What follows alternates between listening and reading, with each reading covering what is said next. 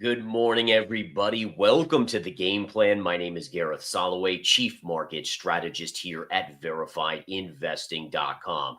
So, a couple things to go over. Number one, we're entering the second big week of earnings season. So, earnings, again, guys, are going to be looking like we'll see Tesla later this week, as well as some key other ones. So, let's keep an eye on where these things go. But ultimately, last week, earnings were pretty good, but stocks still went down. Now, listen, the market stayed flat to positive, but again, these stocks that are reporting earnings, we're seeing a trend developing. The stocks are opening higher in general and then selling off, i.e., GE. GE Aerospace last week, great earnings. The stock opened up and sold off. Any stock that even shows a little bit of weakness opens lower and goes even lower, a la Netflix last week. So, again, there's a theme developing here as we get into earnings season, where stocks have run so much from the April 7th low that it's very hard for even the great earnings when they come out to justify price going higher. So again, we'll keep an eye on that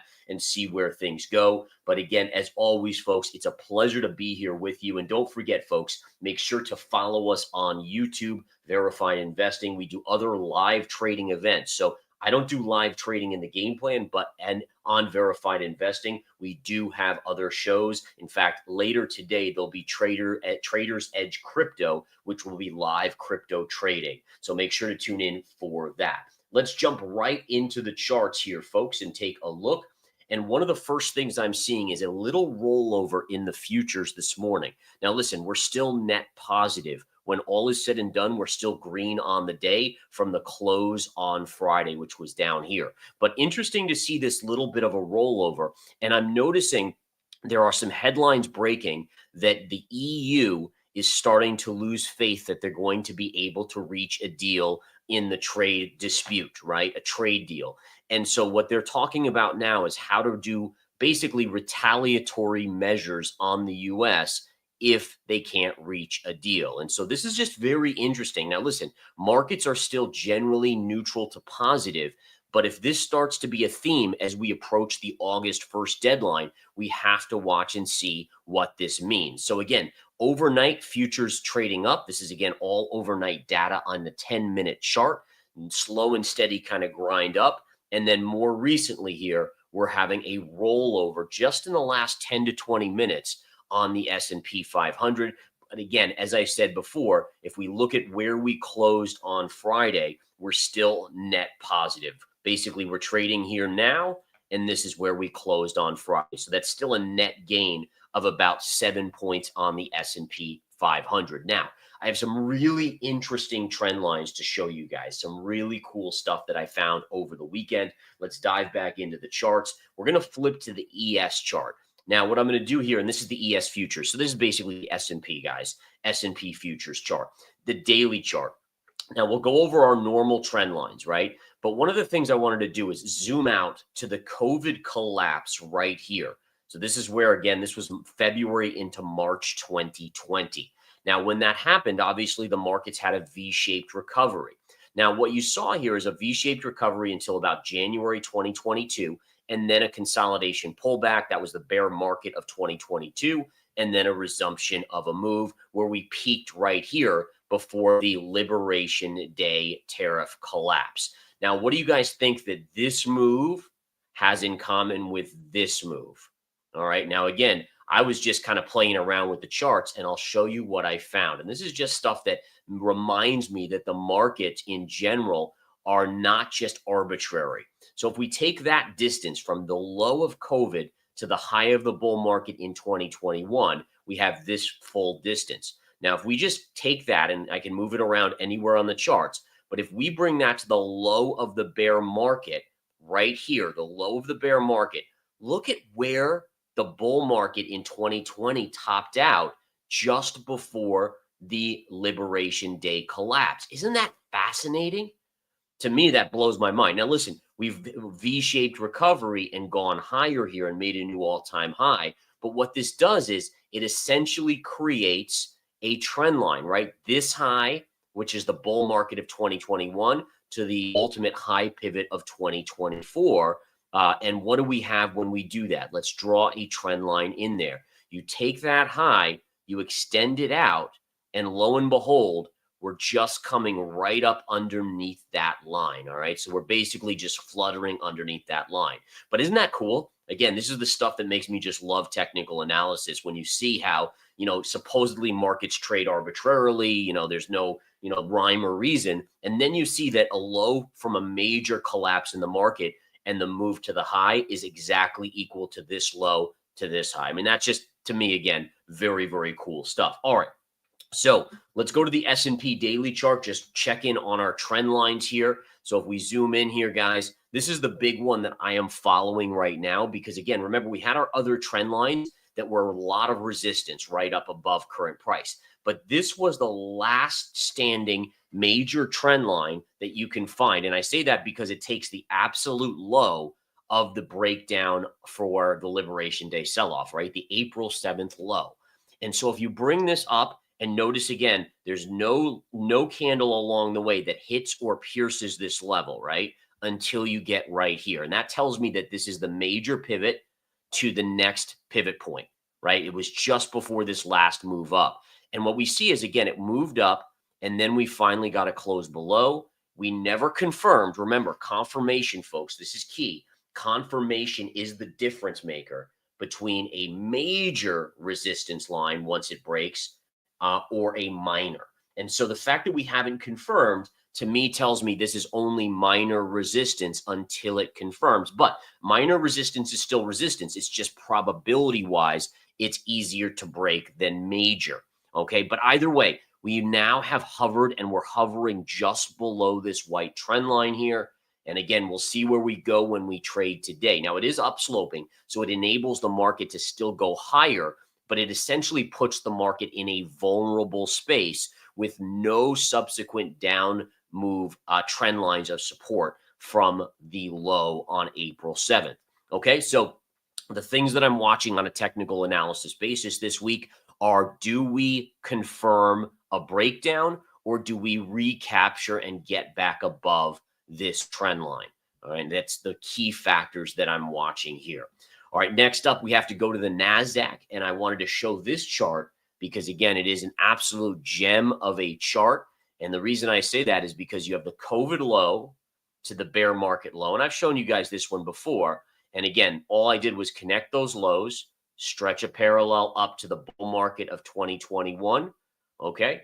And lo and behold, what do we get here? I'm putting it as exact as I can. Exact high to exact high. Look at this, guys. Last week at the highs on the NASDAQ, we hit that line. Now, again, does history always determine the future? The answer is no. But if we see sell-offs of this magnitude and this magnitude, you would then be remiss if you weren't a little bit on the cautious side of wondering if at least we get some sort of, let's say, maybe not a 25% drop. And what was this drop? I mean, this was even bigger here. I can do a quick measurement of it. In 2021, it was 37%. So it doesn't necessarily mean 25 or 37%, but maybe 10%, maybe. We're going to find out here as we're right up here. And the question is it the 2025 highs or not? Let's watch and see. All right, flipping over to the US dollar. The dollar is pulling back. Now, same thing like we just discussed on the S&P. Just in the opposite direction. So on the S&P, remember, this is minor resistance because price got below, but it hasn't confirmed. And on the dollar, we broke above, but no confirmation, and still hasn't confirmed. And so this is minor support. So minor support, again, should still be respected, but understand that the probabilities of it getting below are much easier than if it was major, and major forms when you confirm above the level. All right. So again, we'll keep an eye on this as the dollar comes down just a bit. Now, the 10-year yield, taking a look at the 10-year yield, it is still stuck between a few trend lines here. We have a very obvious trend line connecting this major pivot from January 2025 to the high of May 2025. We never got up there yet, I should say. And then we have two lines here, one right here and one upsloping here. This is obviously the more major one because it's a major low to this low. And again, we're still above that. So the yields are coming down. We're back to 4.37 on the 10-year yield, but by no means are we into support or are we out of it? And essentially, what pattern formation is this? In fact, I'll take away this trend line. What pattern formation is this? This in technical analysis is referred to as a wedge pattern. Wedge pattern means that you have the biggest move from peak to trough, and then a smaller move from peak to trough, and then continues to kind of get tighter and tighter. Essentially, think about it as a spring being wound until eventually it breaks one way or the other. And what I always say to you guys is whichever way it breaks, that's going to be the big move, right? It's going to be the blast off, either to the downside or to the upside. So these are the little things that, again, give me a little bit of an inkling on once a wedge breaks, okay, this move should be a bigger move to one way or the other. And needless to say, you do want to see confirmation on a break above a wedge or below, because again, I've seen the fake outs occur many, many times, folks, from the institutions. The institutions know these lines, right? It's just they generally want to just, when they can, take the money from retail very easily. All right. Let's take a look at Netflix, guys. So Netflix had a great down day on Friday. When I did my game plan Friday morning, the stock was only basically down a little bit, and it just continued. The bear flag began to play out. What a beauty bear flag right there. And look at that nice move down. I still have these same supports for you guys. So again, 1158 and 1105. So again, first support right here. These would only be short-term trading levels. I wouldn't like them as swing trading or longer term. I still think Netflix, especially with the markets as lofty as they are, I still think this goes lower down the line, especially if the markets even correct 10%. Okay, Verizon. Verizon reported earnings this morning, guys. Verizon coming in at $1.22 on 34.5 billion, both of those beating estimates. But what did I talk about early in the game plan? I talked about how a lot of stocks are reporting good numbers, and then they just don't hold up. They just don't, or they're not able to maintain the gains. There's too much profit taking by institutional money out there as they unload into the retail frenzy. So here we have a chart of Verizon. It's almost back to the break even after a nice pop, still up on the day. Daily chart has a wedge pattern in it. You can see we were right at the low end of the wedge. And again, it was earlier this morning trading close to the high end of the wedge, but now it's come back in. But essentially, when I see something trading in a wedge, unless it breaks one way or the other, there's nothing for me to do. Again, it's low end of the wedge, so you'd expect it to bounce. And now it's in kind of the midpoint-ish area. There's no trade here. If it got up here, maybe resistance and short at $43.35. But again, nothing major on that front. And then DPZ is up a little bit. This is a very thin stock. This is Domino's Pizza, symbol DPZ. It is up slightly on earnings. Daily chart, again, not even close to a big enough move for me to think about a trade. It would probably have to go to 541 up here before I would consider a short, and then maybe a long down at 400 Pierce. But again, that's quite a ways away. All right, couple other charts out there. We have to look at Coinbase today. Coinbase put in a classic doji candle. Now, again, it's trading fractionally higher today. Doji candles, let's discuss this candle formation. So you have a few different bearish or bullish candle formations that I pay attention to. There's the topping and bottoming tails. Topping tails are bearish reversal signals. Bottoming tails are bullish reversal signals. Then you have the doji. The doji formation is not as powerful as the bottoming or topping tails, but it's still an indicator of potential reversal in price. Okay, now what's the difference here? Well, if we look at the chart here, this is a doji because it was up high, then it went low, and then it kind of closed in the middle area right where it started, okay? And essentially what's going on here in a doji is the bulls out of the gate on Friday took this thing sky high. This was on the Genius Act passing and the bullishness in crypto. Then the bears came in and slammed it down, and then the bulls kind of came back in and lifted it up on a Friday afternoon back to the break even.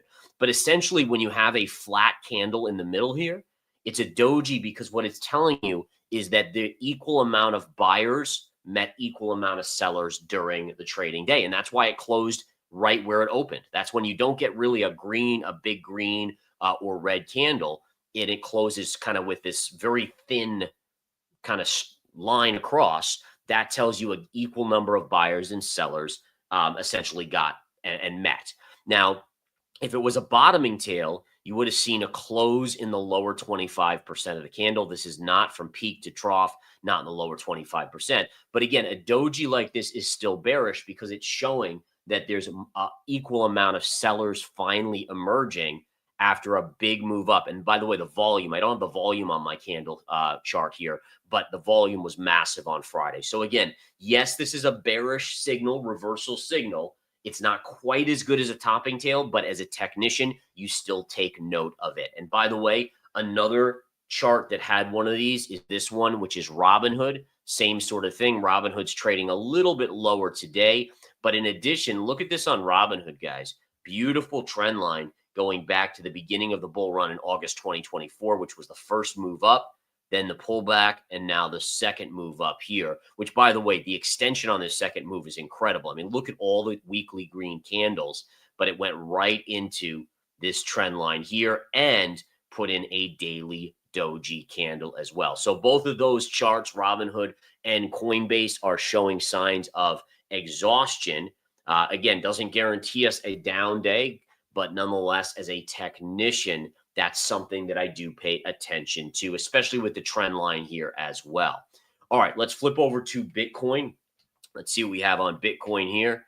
Bitcoin continues to be in what we would refer to in the technical analysis world as a bear flag. Why is it a bear flag? Well, you had this big move up and reversal. This is a topping tail, right? So why is this one a topping tail? Because this is at the highs of the chart, so all-time highs, right? It reversed and closed in the lower 25% of the chart. That's a topping tail. So that's a bigger bearish signal than the doji we just looked at.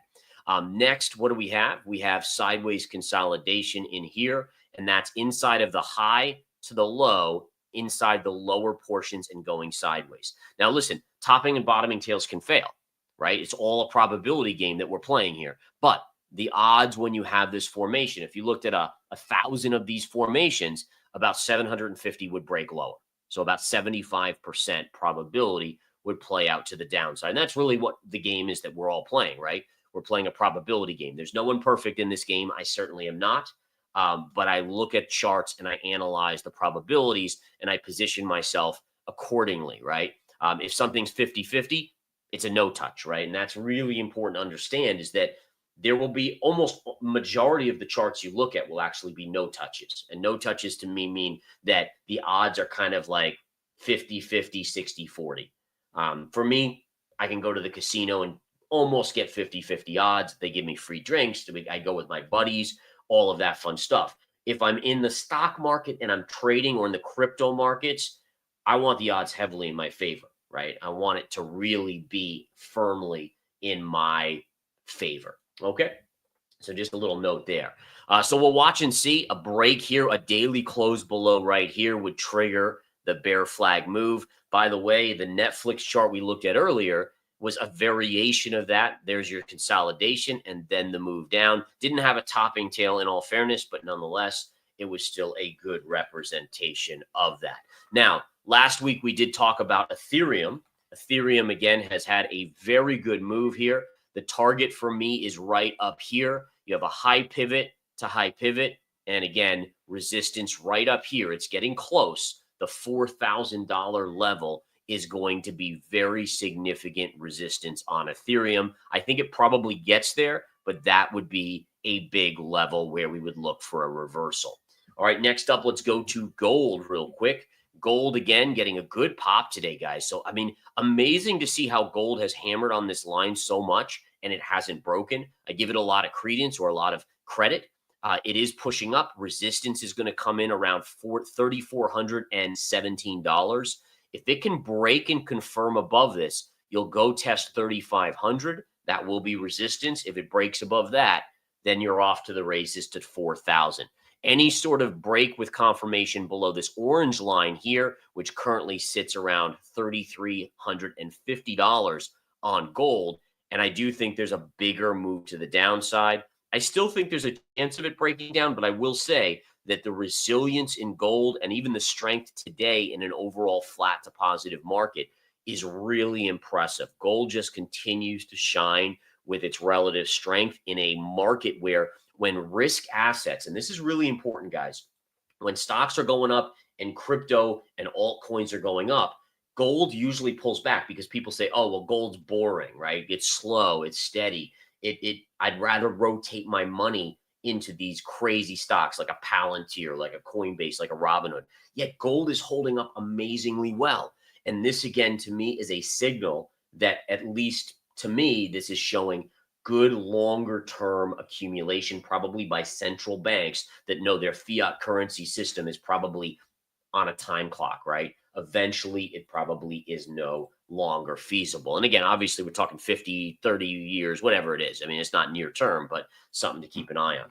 Silver today, let's look at silver real quick. It is upticking. This is a topping tail on silver, so keep in mind, it also occurred right here. So until proven otherwise, which would mean a close above here, this is a little bit of a reversal signal. I still like silver overall, but also I have to respect the topping tail. So until the topping tail is negated, I got to respect that that's the most powerful signal. I'm hopeful that it can break above and negate it so it can run to 40 and maybe even to 45 and 50. But let's watch and see. This level here at about 39.10 is your daily close. You need to close above the high of the topping tail right there.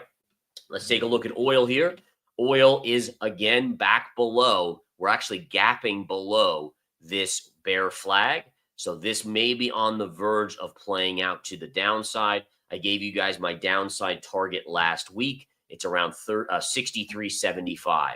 So right around 63.75, that would be your short-term support. That would be this little area here, all the way through. And if it breaks there, honestly, you're probably heading back to the 53. So oil is going lower here. We'll see where it closes the day and monitor that. And then lastly, natural gas here, guys. Nat gas, again, nice breakdown. Never hit resistance, but we'll see again. It's just stuck between support, which is over here now, and resistance up here around 375. So listen, it's going to be an interesting week because, again, we have Tesla earnings, Google earnings, and lots of other earnings. This is, again, just getting into tech this week. We had Netflix last week, Taiwan Semi, but for the most part, this is where we're going to get in the heat of battle for earnings season. After the bell today, NXPI, which is a semiconductor, but not a big one. And then once we get into tomorrow, we'll start seeing some bigger numbers or some bigger firms report. But keep an eye as we get closer to August 1st deadline. We're hearing stuff from Europe, which is causing the markets to slightly roll over this morning, still net green on the S&P futures. But let's watch as we get closer to that deadline to see, does Trump push it out again, or does he hold firm? And then what's the reaction to these other countries if, again, these tariffs are imposed? So there are a lot of headwinds. Markets have ignored them generally, but remember, the S&P is showing us those warning signals into those key levels. All right, you guys have a great one as always. Thanks so much for coming out. I'll keep you posted.